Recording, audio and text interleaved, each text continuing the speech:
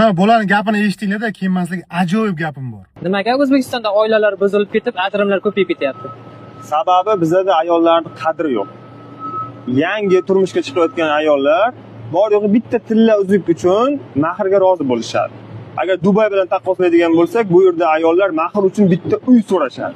Agar mabodo ayollarimiz mana shuni mahr sifatida talab qilishsa, o'ylaymanki hech qachon erkaklar ajrashmaydi. Stop. Endi qarang. Siz Dubay bilan O'zbekistonni taqqoslayapsiz. Bugungi kunda O'zbekistonda uylanayotgan yigitlarning yoshi 27-28 yoshga chiqib ketyapti. Bu nimani hisobiga?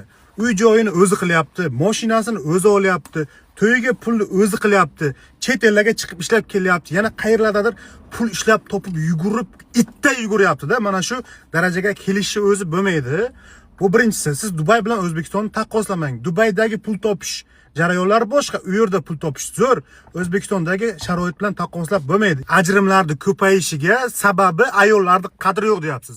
Yo'q, unaqa emas. O'zi uy joy qilib, mashina qilib, to'yiga pul yig'gan, qiynalib pul to'plab shu darajaga kelgan yigitlarning понятияsi normalniy bo'ladi, ayolining qadriga yetadi. Bu tomonni ham o'ylang. Aytib turganimdek, yigitlarimiz itak o'zi qiynalib shu darajaga kelyapti.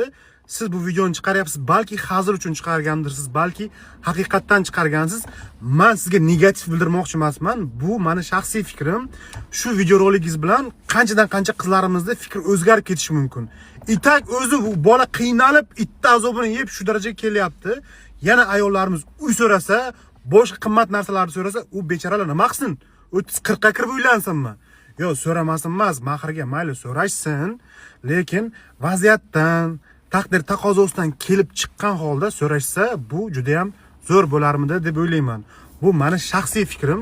Agar mana shu videoni ko'rsangiz, ikki tomonni ham o'ylab ko'ring. Tanganing ikki tomoni bor. Agar meni fikrlarim xato bo'lsa, Doniyor, fikringiz xato. Bu akani fikri to'g'ri deb yozib qoldiringlar. Agar fikrim to'g'ri bo'lsa, Doniyor fikringizga qo'shilamiz deb turib yozib qoldiringlar. Shundan bilib olamiz xalqimizning fikri qanday ekan. Yigitlarimiz, qizlarimiz o'zi kommentariyada javobini berib qo'yishadi deb o'ylayman bu videoni atvetini.